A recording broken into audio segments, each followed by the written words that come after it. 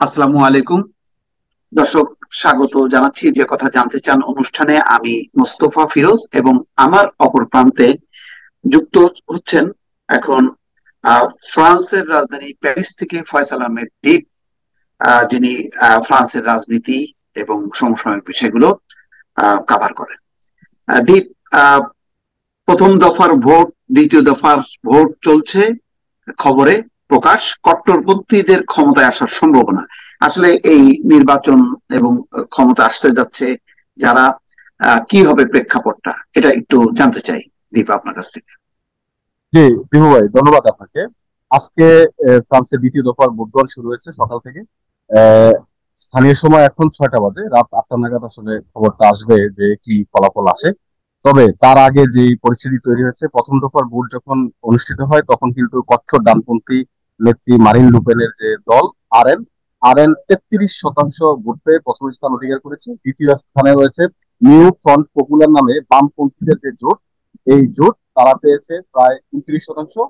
আর তৃতীয় হয়েছে বর্তমান ক্ষমতাসীন ম্যাক্রো, প্রেসিডেন্ট ইমানুয়েল ম্যাক্রোর যে মধ্যপন্থী দল রয়েছে, সেই মধ্যপন্থী দল 21% ভোট পেয়েছে। যখন নির্বাচন শুরু হচ্ছে, আগাম নির্বাচনের ঘোষণা দিয়েছেন ফরাসি প্রেসিডেন্ট। তিনি ভেবেছিলেন যে তিনি ভালো ফলাফল করবেন, তবে এই ফলাফলের আগে, নির্বাচনের আগে তিনি বামপন্থীদের নিয়ে নানান উগ্র কথাবার্তা বলেছেন। তিনি ডানপন্থীদের যেমন বলছেন তেমনি বামপন্থীদেরও বলেছেন। তবে এখনকার সময় যখন ডানপন্থীরা এগিয়ে গেছে, তখন কিন্তু মধ্যপন্থী এবং বামপন্থী তারা এক হয়ে গেছে। ডানপন্থী আচ্ছা, ঠেকাও, তাদের একটাই স্লোগান, ডানপন্থী ঠেকাও। ডানপন্থী ঠেকাতে গিয়ে 218 জন প্রার্থী তাদের প্রার্থীতা কিন্তু প্রত্যাহার করছে। তাহলে প্রার্থীতা কোথা থেকে প্রত্যাহার করছে? যে সমস্ত আসনগুলোতে টোটাল 577টি আসনে নির্বাচন হচ্ছে, যেই আসনগুলোতে ইতিমধ্যে কিন্তু 136টা আসন তারা পাশ করে ফেলছে, তাদের আর নির্বাচন হচ্ছে না। বাকি আসনগুলো থেকে 218 জন প্রার্থী প্রার্থীতা প্রত্যাহার করেছে। কেন? কারণ যে আসনে মধ্যপন্থী প্রার্থীর জয় সম্ভাবনা রয়েছে, সেখান থেকে বামপন্থীরা তাদের প্রার্থীতা প্রত্যাহার করেছে। যেখানে বামপন্থীদের জয়ের সম্ভাবনা রয়েছে, সেখান থেকে মধ্যপন্থীরা তাদের প্রার্থীতা প্রত্যাহার করেছে। একটাই স্লোগান, কঠোর ডানপন্থীদের ঠেকাও। আর এই কঠোর ডানপন্থীদের ঠেকাতে মধ্যপন্থী এবং বামপন্থীদের এই ঐক্য। তবে একটা বিষয় এখানে স্পষ্ট, ফ্রান্সের যারা রাজনৈতিক বিশ্লেষক রয়েছেন বিভিন্ন টেলিভিশন ডিবেটে বলছেন যে ডানপন্থীদের এই মধ্যপন্থী এবং বামপন্থীদের ঐক্য ডানপন্থীদের ঠেকাতে পারবে না। কারণ তারা মনে করছেন নিরঙ্কুশ যে বিজয় রয়েছে মারিন লুপেনের, সেই নিরঙ্কুশ বিজয় হতো বা হবে না। তবে সংসদ হবে একটা ঝুলন্ত সংসদ। কেমন? মধ্যপন্থী থেকে কিছু প্রার্থী থাকবে, বামপন্থী থেকে কিছু থাকবে, ডানপন্থী থাকবে। তো সুতরাং ফ্রান্সের এই যে রাজনৈতিক মাঠটা এখন একটা মিশ্র প্রতিক্রিয়া তৈরি হয়েছে। কেননা আপনি দেখেন, যখন সংসদে কোনো বিল পাস করতে হয় বা সংসদে কোনো বিল উত্থাপন করতে হয়, তখন একটা সংখ্যাগরিষ্ঠতা থাকলে যেমন সহজে এটা উত্তরানো যায়, সেটা কিন্তু সম্ভব হবে না। কারণ এখানে ডানপন্থীরাও থাকবে, বামপন্থীরাও থাকবে, মধ্যপন্থীরাও থাকবে। সর্বশেষ আমি যেটা বলবো সেটা হচ্ছে, ফ্রান্সের এই নির্বাচনে কোনো জোটই নিরঙ্কুশ বিজয় পাবে না। সব দল থেকে কিছু কিছু এনে সংসদে সংসদ গঠন হবে, এটাই আশা করা যাচ্ছে। আচ্ছা, প্রথমে তাহলে বোঝা যাচ্ছে মাখো একটা মানে ধরা খেলো অনেকটা ইয়ের মতন, ওই যে ঋষি সুনাকের মতন, যে আগাম নির্বাচনে ঘোষণা দিয়ে যে চমক তৈরি হবে। কিন্তু চমক তো হলো না, উল্টা বুমেরাং সে 3 নম্বরে চলে গেল। এখন 3 নম্বরে যে সে বামপন্থীদের সাথে ঐক্যের চেষ্টা করতেছে যাতে চরম ডানপন্থীদের বিজয় ঠেকানো যায়। সেটা ঠেকাতে যে আবার একটা ঝুলন্ত পার্লামেন্ট হবে। কিন্তু শেষ পর্যন্ত যদি চরমপন্থীরাই, চরম ডানপন্থীরাই যদি ক্ষমতায় আসে, এবং সেইটার সম্ভাবনাই উজ্জ্বল, তাহলে সেই ক্ষেত্রে কি অভিবাসীরা কি আরো বিপদে পড়বে কিনা, এরকম কি হ্যাঁ, আশঙ্কা আমি করছে অভিবাসীরা? আমি আমি একটা কথা বলতে চাই, সেটা হচ্ছে এই যে মারিন লুপেনের যে রাজনৈতিক দল আরএন, এই আরএন মারিন লুপেনের বাবা প্রতিষ্ঠা করেছিল। প্রতিষ্ঠার সময় প্রতিষ্ঠার সময় তার বাবা ছিল ইহুদি বিদ্বেষী এবং চরমপন্থী হিসেবে মানুষের কাছে পরিচিত ছিল।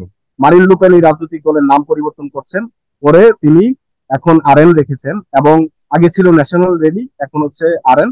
তো সুতরাং এখন এই মারিন লুপেনের মূল টার্গেট যেটা, সেটা হচ্ছে অভিবাসী। এবং অভিবাসীদেরকে নিয়ে নানান ধরনের বক্তব্য কিন্তু তিনি, তার দলের যিনি প্রধানমন্ত্রী প্রার্থী জর্দান বারদেলা, তিনি কিন্তু টেলিভিশন ডিবেট বলেন, প্রচার প্রচারণায় বলেন এবং নির্বাচনী এশতেহার পর্যন্ত অভিবাসীদেরকে তিনি বের করে দিবেন। যারা উগ্রপন্থী রয়েছে এখানে, বিভিন্ন মসজিদ বন্ধ করে দিবেন। হালাল যে সাইন থাকে বিভিন্ন রেস্টুরেন্টে, হালাল উঠিয়ে দিবেন, তিনি হালাল রাখবেনই না। যারা বোরকা পরে, যারা পর্দা করে, তাদেরকে বলা হয়েছে যে পর্দা থাকবে না, পর্দা করতে পারবে না, এটা মুসলিম কান্ট্রি না, এখানে পর্দা করার কোনো সিস্টেমই নেই। তো হুম, যারা, হুম। তো সুতরাং তিনি এই সমস্ত বক্তব্য দিচ্ছেন। এখন প্রশ্ন হচ্ছে যে আপনি যে প্রশ্ন করেছেন যে তারা যদি আসে, তারা তাহলে কি এগুলো পাস করতে হবে? আমার মনে হয় না। কেননা এখানে আপনি ঝুলন্ত পার্লামেন্ট খুলে যদি তারা কোনো প্রস্তাব রাখে, তারা যদি কোনো প্রস্তাব রাখে, সেক্ষেত্রে অন্যরা এটা বিরোধিতা করবে, অন্যরা প্রস্তাব রাখলে তারা বিরোধিতা করবে। তো এটা একটা মানে কি হাস্যকর পরিস্থিতি। আর যেটা আপনি ঋষি সুনাকের কথা বলছেন, দেখেন, হুম, ফরাসি প্রেসিডেন্ট ইমানুয়েল ম্যাক্রো আগাম নির্বাচনের মূল কাহিনী তিনি একটা বক্তৃতা দিয়েছিলেন, এবং তিনি বক্তৃতা একটা কথা বলছেন, তিনি কেন আগাম নির্বাচনের ঝুঁকিটা নিলেন। মূলত যখন ইউরোপীয় রাজনীতিতে চরম ডানপন্থীদের উত্থান হয়েছে, তখন তিনি ভেবেছেন যে সংসদে এটা নিয়ে কথা হবে, আলোচনা হবে। তিনি কোনো প্রশ্নের জবাব দিতে চান না কাউরে, এবং কারোর সাথে তিনি আলোচনা সমালোচনা করতে চান না। তিনি সরাসরি তার যে বাসভবন আছে এলইজি প্রাসাদ, তিনি এলইজি প্রাসাদেও বক্তব্য রাখেন নাই। যে সংবাদ সম্মেলনে তিনি আগাম নির্বাচন যেন সরকারি টাকায় কেউ যেন না বলতে পারে যে আমি সরকারি টাকায় সরকারি বাসায় বসে আমার নির্বাচনী প্রচারণার কথা বলতেছি, তিনি বাইরে অন্য আরেকটা মানে এলইজি প্রাসাদের কাছে অন্য একটা জায়গায় ভাড়া করে ওখান থেকে তিনি একটা বক্তৃতা দিয়েছেন, এবং সেই বক্তৃতায় তিনি স্পষ্ট করছেন যে তিনি কেন আগাম নির্বাচনের ঝুঁকিটা নিয়েছেন। এখন এই আগাম নির্বাচনের ঝুঁকি নিয়ে তিনি ধরা খেয়েছেন, কিন্তু বামপন্থীদের বিরোধিতা করলেও এখন বামপন্থীদেরই তার শেষ ভরসা বলা হচ্ছে। বামপন্থীরা, হ্যাঁ, বামপন্থীরা দ্বিতীয় অবস্থান রয়েছে আর তিনি তৃতীয়। তো সুতরাং এই দুই দল মিললে হয়তো বা মারিন লুপেনকে ঠেকানো যাবে। কিন্তু এখানে প্রশ্ন আরো রয়েছে, ফ্রান্সের যারা রাজনৈতিক বিশ্লেষক তারা মনে করেন মারিন লুপেন 300 আসন পাইবেন। তো যদি 300 আসন পেয়ে যায় সত্যি সত্যি রাজনৈতিক বিশ্লেষকদের বক্তব্যে, তাহলে হয়তোবা অভিবাসীদের জন্য দারুণ সমস্যা অপেক্ষা করছে।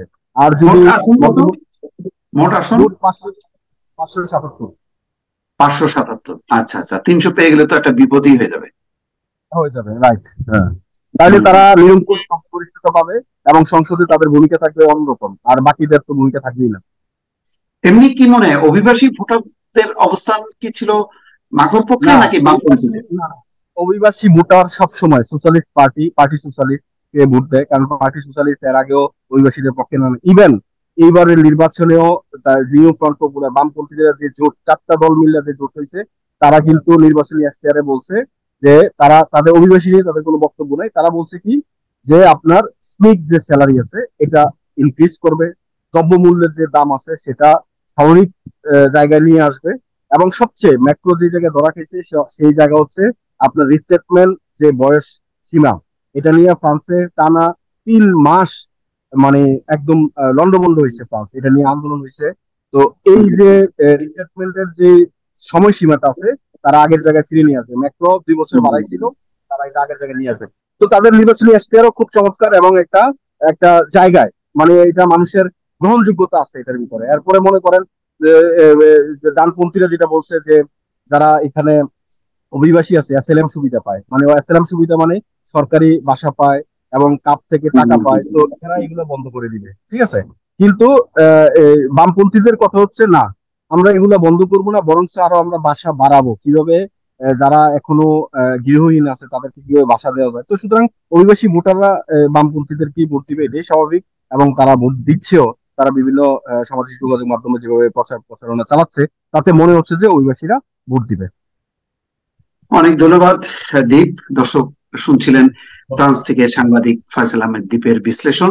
আমরা নিশ্চয়ই রেজাল্ট পাওয়ার পরে আবার দীপের সঙ্গে যুক্ত হব। ভালো থাকবেন। আল্লাহ হাফেজ।